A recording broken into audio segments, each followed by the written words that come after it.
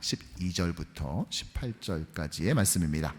구약성경 여호수아 1장 12절부터 우리 18절까지를 우리 번갈아가면서 읽겠습니다. 여호수아 1장 12절부터 18절까지의 말씀을 교독합니다. 제가 먼저 읽습니다. 여호수아가 또 르우벤 지파와 갓 지파와 므낫세 반 지파에게 말하여 이르되 여호와의 종 모세가 너희에게 명명하여 이르기를 너희의 하나님 여호와께서 너희에게 안식을 주시며 이 땅을 너희에게 주시리라 하였나니 너희는 그 말을 기억하라. 너희의 처자와 가축은 모세가 너희에게 준 요단 이쪽 땅에 머무르려니와 너희 모든 용사들은 무장하고 너희의 형제보다 앞서 건너가서 그들을 돕되 여호와께서 너희를 안식하게 하신 것 같이 너희의 형제도 안식하며 그들도 너희의 하나님 여호와께서 주시는 그 땅을 차지하기까지 하라. 그리고 너희는 너희 소유지 곧 여호와의 종 모세가 너희에게 준 요단 이쪽 해 돋는 곳으로 돌아와서 그것을 차지할지니라. 그들이 여호수아에게 대답하여 이르되 당신이 우리에게 명명하신 것은 우리가 다 행할 것이요 당신이 우리를 보내시는 곳에는 우리가 가리이다. 우리는 범사에 모세에게 순종한 것 같이 당신에게 순종하려니와 오직 당신의 하나님 여호와께서 모세와 함께 계시던 것 같이 당신과 함께 계시기를 원하나요? 함께 읽지요. 누구든지 당신의 명령을 거역하며 당신의 말씀을 순종하지 아니하는 자는 죽임을 당하리니 오직 강하고 담대하소서. 아멘. 저는 오늘 이 시간 참전이라는 제목으로 주의 말씀 증거하겠습니다. 여러분은 누구와 함께 있을 때 이 든든함을 느끼십니까? 저는 저보다 한 살 어린, 한 살 터울의 남동생이 있어요. 제가 김광선, 동생이 김광남 이렇습니다. 어렸을 때부터 우리는 항상 함께 붙어 있었습니다. 목회하시는 부모님이 어렸을 때 아침밥을 차려주시고 또 점심밥 미리 준비하고 아침 일찍 신방을 나가시면 저녁 때가 돼서야 돌아오곤 하셨죠. 그러면 반지하 그 목사관에서 고개를 쳐들면 저기서 들어오는 빛을 보면서 동생과 하루 종일 지냈습니다. 장난감이라고 해봤자 로봇 하나는 팔이 없고 다른 로봇 하나는 다리가 없었지만 그러나 그 몇 개 안 되는 그 장난감 로봇을 가지고 동생과 하루 종일 여러 대서사시를 만들어가면서 함께 보냈던 그 시간이 저에게는 오히려 소중한 시간으로 기억됩니다. 넉넉지 않는 형편의 목회자 가정에서 자랐지만 동생과 함께 있었기에 저는 불편함이나 부족함을 거의 느끼지 못했어요. 저희 아버님께서 제 동생에게 처음부터 말을 가르쳐 줄 때 저를 부를 때 형님이라고 부르도록 했습니다. 그러니까 제 동생은 그렇게 불러야 되는 줄을 알고 2살, 3살 됐을 때부터 이미 저를 형님이라고 부르기 시작한 거예요.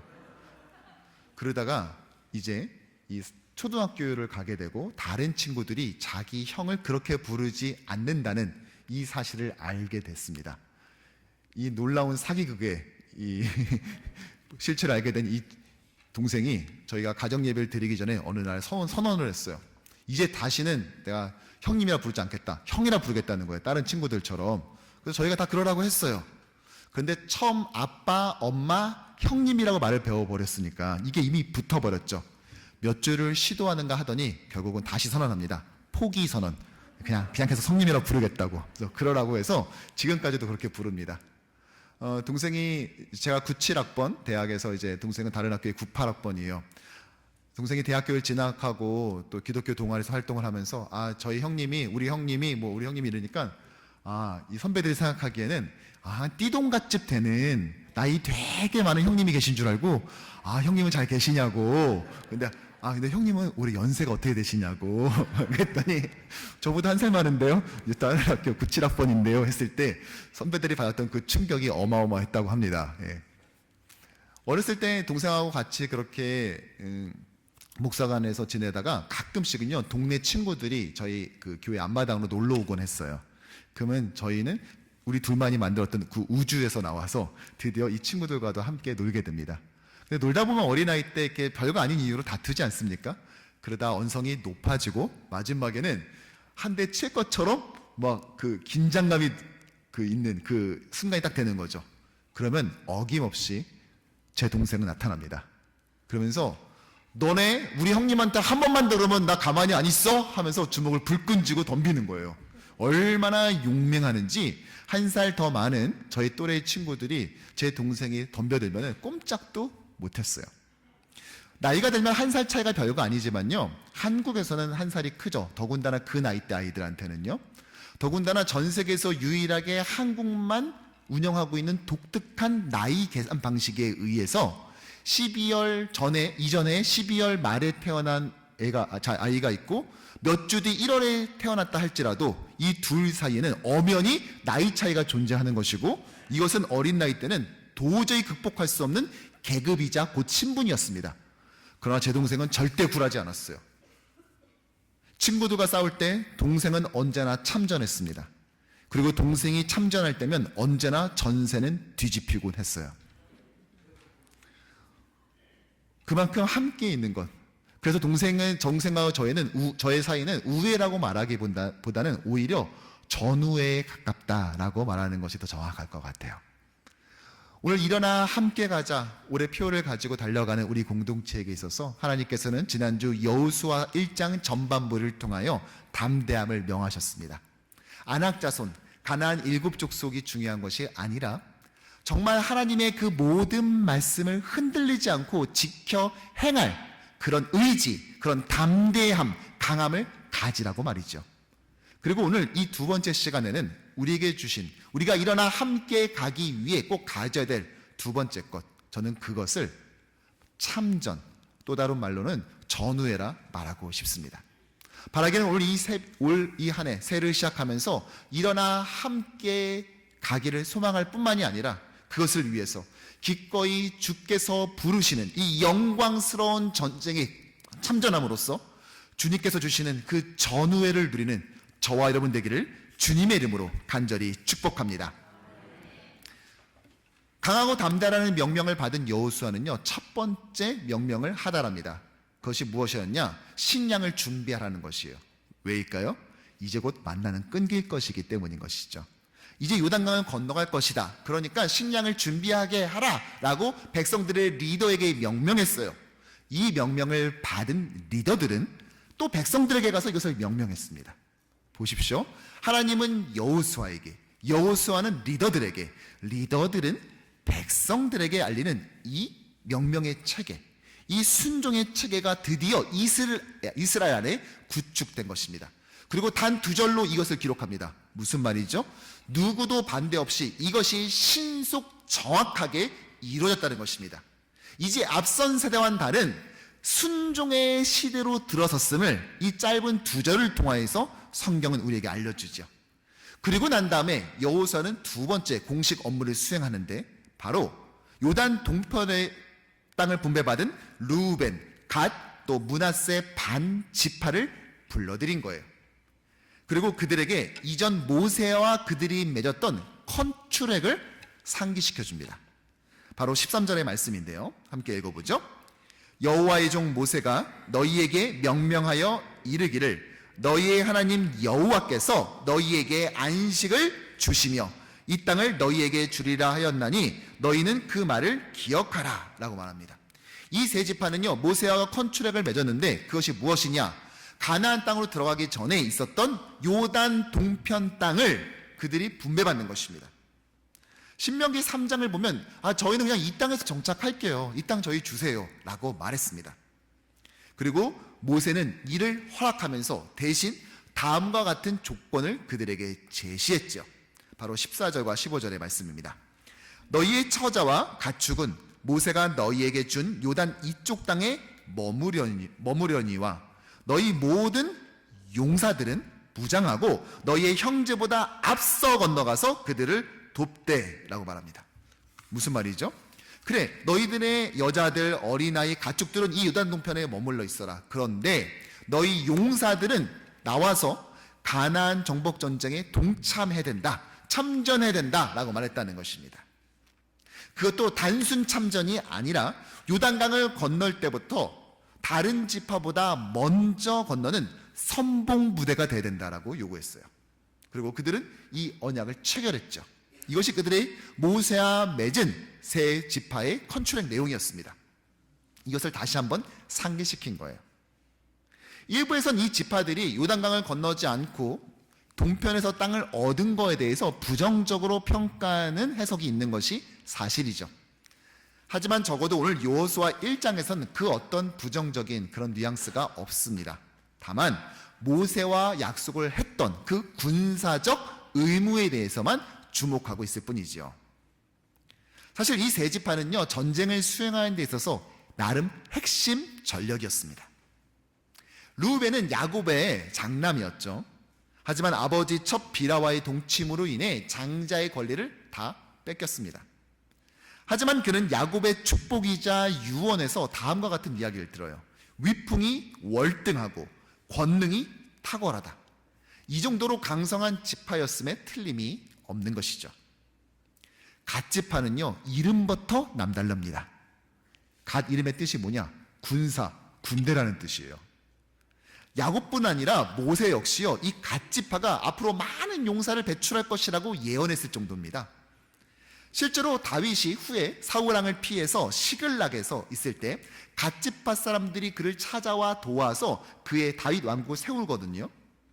성경은 그들을 가리켜 그들은 전쟁에 익숙한 용사들이었다. 칼과 방패와 창을 다룰 뿐만이 아니라 사자처럼 사납고 노루처럼 빨리 달렸다라고 말을 하죠. 므낫세 지파는요, 상대적으로 보면 약해 보일 수 있어요. 1차 인구조사 때는요, 꼴찌를 했어요. 12번째, 맨 마지막, 가장 인구가 적은 지파였죠. 하지만 이후에 2차 인구조사 때는요, 무려 164%의 가파른 증가율을 보이면서 6번째로 인구가 많은 지파로 발돋움하게 됩니다. 그러니까 이들 지파는 가나안 정복 전쟁 수행에 있어서 너무나 필요한 지파였던 것이죠. 그렇다면 이들 지파의 대답은 무엇이었을까요? 이들은 기꺼이 함께 하겠다 참전 의사를 밝혔을까요? 아니면 이를 거부했을까요? 16절에 이렇게 말하죠.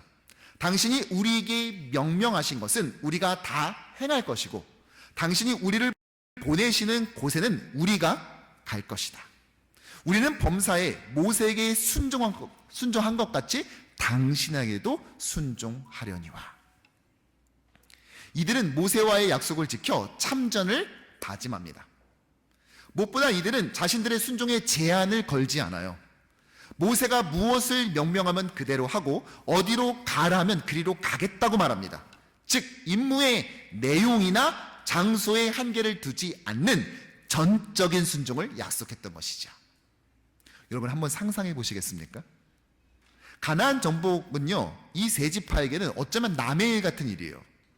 더군다나 그들이 차지한 지역은 이미 바산왕 옥을 무찌르고 당시로서는 딱히 마땅한 대적이 없는 안전지대였습니다. 반면 요단강 건너 땅은 어떻습니까? 가나안 7족속, 특히 그 중에서도 거인 아낙 자손이 사는 죽음의 땅처럼 보였을 거예요. 물론 이 모세에게 약속은 했죠, 하겠다고. 근데 여러분, 약속 어긴 게 어제 한두 번입니까? 그리고 이미 모세는 죽었고 그의 후계자 여호수아하고 맞이하는 건 아닙니까? 뭐 어제 한두 번 번역을 한 것도 아니고 그냥 눈 한번 딱 감고 욕 한번 세게 먹고 그냥 넘기면은요, 이런 위험을 자초하지 않아도 되는 거예요. 욕하겠지 나머지 9개 반지파가. 그러면은 안 들려 이러면서 그냥 한번 그냥 못된 놈 한번 된 다음에 I'm sorry 이러면서 넘어가면 끝인 거예요. 그런데 이들은 어떻게 했죠? 참전했어요. 자신의 사랑하는 가족을 남겨두고 이 전쟁에 참전합니다. 그것도 억지로 꾸역 마지못해 나오는 것이 아니라 선봉에서 군대를 이끌었습니다. 요단강을 건널 때, 또 여리고 성을 마주할 때 그들은 항상 앞장섰다는 것입니다. 일부에선 이들의 참전의 의무를 제기하고 있기도 해요. 민수기 26장을 보면 이들 세 개 지파의 용사는요, 총 11만 명이에요. 근데 여호수아 4장에서 참전한 인원을 보면 4만 명이에요. 아, 그러니까 이거 7만 명 빼돌린 거 아니야? 이거 뭐 제대로 안 한 거 아니야? 라고 의심하는 것이죠. 근데 여러분, 여기서 모든 용사들이 함께 된다라고 말했는데, 이 용사들, 즉 직역하자면 모든 노련한 병사들, 모든 힘의 용사들은요, 무기를 들 수 있는 모든 남자가 아니라 그 중에서도 고르고 골랐던 이 정예 병력으로 보입니다. 그리고 나머지 7만 명가량은 이 요단 동편에 남아 여자와 자녀, 가축들을 돌볼 뿐 아니라 아마도 전쟁에 필요한 물자들을 날랐던 것으로 보여요. 일종의 병참 임무인 거죠. 아니, 그것을 목사님이 어떻게 하십니까? 가보셨어요? 여러분, 앞뒤 문맥을 보면 쉽게 유추가 가능해요. 모세 때도 광야에서 전쟁을 했었죠. 전투를 했었죠. 근데 그때는 있었지만 그때는 생각하지 않았지만 여호수아는 반드시 고려해야 될 일이 있었어요. 무엇입니까? 그렇죠, 식량. 모세 때는 식량을, 이 병참을, 이 군수를 어떻게 조달하죠? 네, 아침에 만나 주셔서 먹으면 됩니다. 병사들 그거 먹으면 돼요. 근데 여호수아는 가나안 땅으로 가고 길갈 이후부터는 이제 더 이상 만나가 내리지 않게 되었죠. 전에는 생각하지 않았던 군수를 생각하게 된 때가 된 것입니다. 아마도 이 7만 명은 그 역할을 수행했던 것으로 보여요. 실제로 성경에서도 그들이 약속을 성실하게 이행하지 않았다는 식의 뉘앙스가 전혀 없는 것을 알 수 있는 것입니다. 즉, 요단 동편의 지파들은요, 자신들의 상황 가운데서 할 수 있는 최선을 다해 참전했던 것입니다. 만일 이들이 약속을 어겨 참전하지 않았다면 신생국가 이스라엘은 설립되지 못했을 뿐만이 아니라 가나안 정복도 요원했겠죠. 결국 이렇게 이 세 지파의 순종은 다른 지파의 순종을 불러오는 효과를 가졌습니다. 그들의 모범적인 순종은 다른 지파의 선한 영향력을 끼쳤던 것이지요. 심지어 세 지파는요, 여기서 멈추지 않아요. 한 발 더 나가서 특별한 보직을 스스로 자임합니다. 바로 18절의 말씀이거든요. 우리 함께 읽어보죠. 누구든지 당신의 명령을 거역하며 당신의 말씀을 순종하지 아니하는 자는 죽임을 당하리니 오직 강하고 담대하소서. 아멘. 그들은 여호수아 말에 순종하지 않는, 즉 반기를 드는 자가 있을 시 죽음으로 징계하겠다는 이 여호수아 리더십 지킴이를 자처하고 나선 겁니다. 하지만 여러분, 이것은 맹목적인 순종과는 달라요. 맹목적 충성과는 다르다는 것입니다. 마치 우리 조직 폭력배들이 형님 제가 하겠습니다, 더 시켜주십시오, 누구를 죽여드릴까요, 이런 거하고는 다르다는 거예요. 이들이 오늘 여호수아에게 마지막에 뭐라고 말하죠? 강하고 담대하소서라고 말합니다. 이거 어서 많이 들어봤죠? 같은 일장에서 하나님께서 말씀을 지키는 것, 언약을 지키고 율법을 지키는 것에 강하고 담대하라. 근데 똑같이 이 세 지파가 여호수아에게 그것을 말해요. 무슨 말이죠? 오늘 이 요단 동편의 지파들은요, 여호수아에게 순종을 맹세하면서 여호수아라는 개인에 대한 충성 맹세가 아니라 하나님의 말씀에 대한 순종의 고백이었다는 것입니다. 이렇게 가나안 정복은 준비됐어요. 아니, 첫 단추를 끼게 된 것입니다. 이것이 우리에게 중요한 이유가 있습니다. 왜냐? 이 가나안 정복은요, 단순히 고대 역사에 끝난 것이 아니라 종국적으로 이 땅에 임할 천국의 예표이기 때문입니다. 하나님의 백성을 이끌고 들어가 새로운 나라를 세우는 그 모습은요, 하나님께서 고르신, 하나님께서 선택하신 우리 주의 백성들, 주의 교회가 이 땅에 이미 시작된 하나님의 나라를 세워가는 것에 대한 예표인 것이죠. 이 예따른 또 다른 예표가 한 가지가 있습니다. 무엇입니까? 다윗 왕궁 역시도 똑같았어요. 가나안에 세워질 하나님 나라의 그 예표 역시도 12지파 모두가 기꺼이 참전하며 세워진 것처럼 그 다음에 중요한 예표였던 다윗 왕궁 역시도 동일한 모습을 취하고 있다는 것이죠. 역대상 12장을 보면 날마다 많은 사람들이 다윗을 돕기 위해 찾아왔어요. 그러면서 여러 지파들이 참여했다라고 말하면서 헤브론에서 다윗을 따르는 사람들의 숫자를 세웠는데 눈에 띄는 부분이 있습니다. 오늘 본문에 나오는 이 요단 동편의 세 지파가 그대로 등장하면서 그들 12만 명가량이 다윗을 따랐다는 것입니다. 르우벤, 갓, 므낫세 반지파가 이제 다윗 왕국을 세우는 데 동참했다는 것입니다. 참전한 것이죠. 정말 놀라운 것은요, 그런데 이들 가리켜 성경에서 뭐라고 말하는 줄 아십니까? 역대상 12장 22절을 이들을 묘사하면서 이렇게 설명합니다. 그때 사람들이 날마다 다윗을 돕고자 찾아왔는데 큰 군대를 이루어서 하나님의 군대와 같았다. 뭐라고요? 하나님의 군대와 같았다. 그 군대가 강력했다라고 말했다면 고대 사회에서 관용어법처럼 쓰여졌던 이 표현을 썼어야 돼요.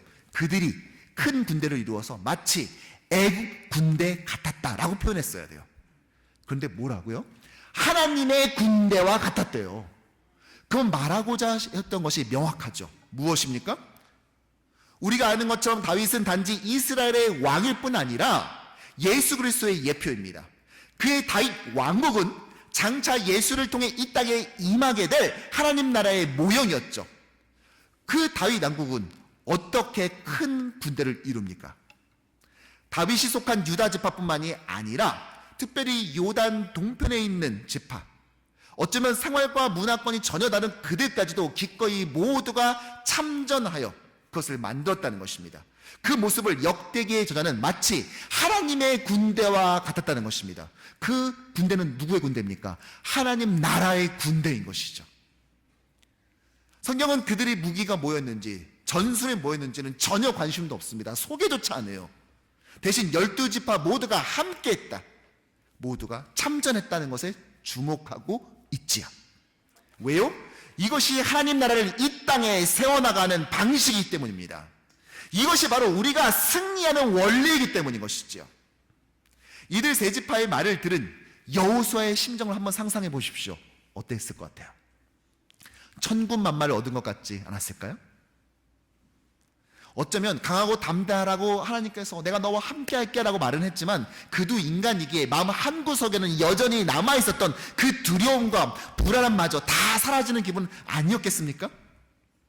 하나님께서 붙여주신 이 사람들과 함께라면 나는 정말 그 임무를 수행할 수 있겠다, 그 사명을 감당할 수 있겠다 생각되지 않았겠습니까? 이것이 바로 전우회인 것입니다. 저는 우리 뉴욕 효신장로교회에서 이것을 느끼고 있어요.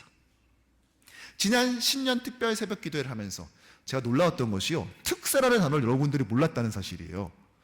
사실 이 특사라는 단어는 거의 고유명사가 된 지 좀 돼서 이제 특별 새벽 기도회를 특사라고 보통 부르거든요. 이 신년 특사를 하고 마지막 날 앞두고 우리가 그랬잖아요. 여러분, 내일은 특사의 마지막인데 우리 한 주 고생한 사람들끼리 내일 오실 때는 조그만한 귤 몇 개, 간식 몇 개 갖고 오셔서 우리 같이 나누죠. 지나가듯 한 번 말했을 뿐이에요. 그런데 마지막 날 특세가 끝나고 난 다음에 어떤 일이 펼쳐졌습니까? 이거는 뭐 잔치도 이런 잔치가 없었습니다. 그냥 내가 교제하는 청년부 형제 자매가 있으면 음식도 차렸는데 그냥 오늘 결혼하자 이렇게 말하고 싶을 정도로 무슨 결혼식 같은, 정말 잔치 같은 정말 그런 일이 펼쳐졌죠. 그날 성도들이 기뻐하는 눈에서 제가 읽은 것은요, 감사, 자부심, 그리고 전우회였어요.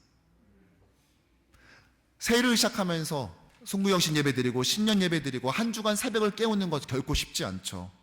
그런데도 불구하고 매일마다 안 그래도 전쟁과 같은, 전투와 같은 이민자의 삶을 사는데 그것도 새벽에 일어나가지고 그 원근각처에서 와서 그것을 지키는 것은 또 하나의 영적 전쟁이었죠. 그것을 함께 수행한 자들만이 느낄 수 있는 그 전후에, 이걸 제가 여러분들에게 표현을 하고 싶은데 참석 그 음식을, 그 신년 특세의 마지막 날 음식을 먹어보지 않은 분들에게 이걸 제가 어떻게 설명할 수 있겠을까요? 만나를 먹어본 사람이 안 먹어본 사람이 이걸 설명하는 것 같은 것이 이것이 아닐까 감히 짐작해 봅니다. 그 전회를 느꼈습니다. 뿐만이 아니라요, 그 신년 특세 때 우리 청년들이 많이 참여했었어요. 심지어 지난주에 등록한 한 청년은요, 신년 특세 일주일 개근하고 그 다음날 등록을 했더라고요. 제가 청년들에게 부탁을 좀 했어요. 이 기록을 좀 남기기 위해서 좀 이렇게 시간 될 때마다 좀 사진 좀 찍어달라고 부탁을 했어요. 청년들이 찍어줬어요. 그런데 자기 스마트폰으로 찍다 보니까 이게 좀 모양새가 그랬나 봐요. 우리 어차피 교회에서 앞으로 행사할 때 우리가 이 역할을 해야 될 것 같은데 우리 이참에 그냥 청년부 카메라 하나 사자고 의견들이 모였나 봐요. 그리고 우리 교회는 올해 다음 세대와 젊은 세대를 위해서 그들을 위한 것을 최우선 과제로 삼아서 청년부 예산을 2배 증액했죠. 그럼 보통 이럴 때 어떻게 하죠? 그렇죠. 버젯도 늘었겠다가 구입하고 난 다음에 재정 신청하면 돼요. 교회도 그러라고 한 거 아닙니까? 청년들도 다 알고 있습니다. 그런데요, 그 청년들 중에 몇 명이요, 아니 청년부 카메라인데 그래도 나도 조금 더 여기 동참하고 싶다고 하면서 헌금을 내기 시작한 거예요, 자기들끼리. 그러면서 하나 둘 헌금을 드리기 시작한 것이죠. 누가 시키지도 않는 특별 헌금이 그렇게 모였고, 지난주에 이제 하나님께 드렸는데 제가 담당 교육자에게 그 금액을 듣고 깜짝 놀랐어요. 우리 청년들 중에 부유한 청년들도 있겠지만 어떤 청년들은 지금도 아르바이트를 많이 합니다. 교회 앞에서 럴 타고 바로 가면은요 15분 만에 펜스테이션 맨하탄에 도착할 수 있지만, 그러나 그 5불 6불 아끼려고 먼 거리 마다하지 않고 지금 서브웨이까지 걸어가는 청년들이 있습니다. 그걸 제가 뻔히 알고 있는데 그 청년들이 우리가 교회를 위해서 뭔가 해야 되지 않겠냐고 하면서 자기들끼리 모아서 그 헌금을 마련해서 들었다는 얘기를 듣고 제 마음속에 느껴진 건 뭐냐면은 감동과 감격뿐만이 아니라 바로 전후회였습니다. 나는 담임 목사로서 혼자 싸우고 있는 것이 아니라, 혼자 이 영적 전쟁에 내동댕이 쳐진 것이 아니라 그들과 함께 이 싸움을 하고 있다라는 전후회인 것입니다. 저는 지난주에 플로리다에서 편지 한 통을 받았습니다. 이것이 바로 그 편지예요. 우리 교회 장로님 한 부부는요 건강 문제로 인해서 겨울에 이곳에 있을 수 없어서 겨울이 되면 몇 달을 플로리다로 가 계세요. 근데 그분이 편지를 보내셨어요. 목사님께서 집을 오픈하셔서 새 가족들을 초대했다는 그 얘기를 듣고 자기가 너무 감동을 받기도 하고, 또 목사님 목회를 격려하고 싶어서 자필로 편지를 쓰면서 목사님 힘내라고, 이곳에서부터도 자 계속해서 교회를 위해서 기도하고 또 목사님 목회를 위해서 기도하겠노라, 그렇게 이미 하고 있다라고 편지를 보내주셨어요. 무엇입니까? 여전히 우리 교회 여정에 참전하고 있는 것입니다. 플로리다부터 지금도 이걸 참전하고 있는 것이죠. 몇 주 전 저는 아내와 함께 콜롬비아 대학병원의 중환자실에 입원해 계시는 한 권사님을 방문했어요. 제가 그 권사님을 딱 방문해서 권사님 저 왔어요 라고 했을 때 그 권사님의 첫 마디는요, 목사님 교회 소식 다 듣고 있어요. 너무 잘 됐어요. 대학병원 의사들이 그분 앞에 모여서 며칠 전에 회의를 했어요. 그 전날 도대체 이걸 어떻게 이것을 치료할 수 있을까? 두 가지 방법 모두가 위험하기 때문에 우리가 정말 극도로 조심해야 되는데 일단 이렇게 한번 해보자라고 어렵사리 결정을 내렸어요.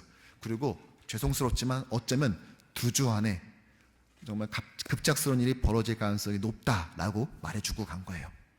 여러분, 지금 교회 걱정할 때입니까? 자기가 죽지 살지도 모르고 이 한국에 지금 교회 걱정하고 있을 때냐고요. 그런데 그분은요 그곳에서 누워서 뭐가 이렇게 주렁주렁 달렸는지, 병원에서 사용하는 모든 기구는 다 그 방에다가 집합시켜 놓은 것 같이 잔뜩 갖다 놓고 주렁주렁 달아놓은 그 권사님이요 그곳에서 교회를 위해 기도하고 있더라고요. 신년 특세 때 우리가 그분에서 함께 기도했고 다행히 위기 순간을 잘 넘겨서 지금은 그때보다는 안정되었지만 아직까지도 안심할 수 없는 상황임에도 불구하고 어제 받은 연락에 의하면 아직도 교회를 위해서 간절히 기도하고 계십니다. 제가 그날 그 병원을 나서면서 깨달은 게 이겁니다. 심지어 병원 중환자실에 누워 계시는 권사님조차 이 전쟁에 참전해서 자신의 역할을 감당하고 있구나. 정말 우리 교회는 안 될래야 안 될 수가 없다. 이것이 바로 하나님께서 우리를 참전케 하시는 영광스러운 부름에 임하고 있는 우리의 모습이며, 그러기에 그렇게 임하고 있는 우리는 서로가 서로를 전우회를 기반으로 힘껏 끌어안을 수 있다는 것입니다. 말씀을 정리합니다. 교회의 여러 영적 싸움을 보면은요, 대부분의 교회들을 보면 참전하지 않는 2가지 유형이 있어요. 하나는 가만히 있다가 싸움 거의 끝날 때 나중에서야 혜성같이 등장하는 그런 분들도 있고요. 또 어떤 분은 처음에 우리 참전합시다 그러면 와 돌격 앞으로 하면서 잠깐만 뒤로 가시는 분들이 계세요. 어느 순간에 보면 없어요. 뭐죠? 참전하지 않은 채 전리품만 얻으려는 이기적인 신앙의 모습이죠. 저는 정말 간절히 소원하건대 우리 뉴욕 효신장로교회는 이런 분들이 단 한 분도 없을 줄로 믿습니다. 제가 지금까지는 한 분도 못 봤어요. 다행히 감사하게. 그러나 앞으로도 그런 분은 없을 걸로 확신합니다. 모두가 일어나 함께 가자는 올해 우리의 표현은요, 아가서에서는 감미로운 사랑의 언어로 등장하지만 여호수아에서는 참전 의지로 표현되고 있습니다. 사랑하는 이에겐 연인이지만 국가의 부름 앞에서는 용맹한 용사, 전사처럼 말이죠. 그리고 주의 용사들이 성령의 하나 되게 하심, 즉 전우회로 똘똘 똘똘 뭉쳐있는 우리 교회의 내일은 밝습니다. 그러기에 참전의 가장 큰 보상은요, 어쩌면 그 땅이 아니라 전후회인 것 같아요. 결과적으로 얻을 땅뿐만이 아니라 그 과정에서 우리가 이미 느끼고 누리고 있는 전후회는요, 하나님께서 정말 보너스처럼 주시는 정말 큰 예기치 못한 선물과 같은 것입니다. 여러분, 전후회는요 동료회보다 강합니다. 아니, 비교도 할 수 없습니다. 최근 미군에서요 참전 군인 대상으로 조사를 해봤어요. 대다수의 참전 군인들은요 적개심보다 적들을 다 죽여버리겠다는 적개심이 아니라 전후회 때문에 총을 들고 전투를 수행했다라고 고백했습니다. 살고자 하는 것은 인간의 본성이지요. 그런데 그 본성을 거스를 만큼 이 전후에는 강력한 힘이 있다는 것입니다. 민간인들이 어떻게 이 끈끈한 전후회를 알 수 있겠습니까? 그런데 우리는 알아요. 왜요? 영적 전장에 부름받아 같이 이 전투를 수행해 가고 있기 때문인 것입니다.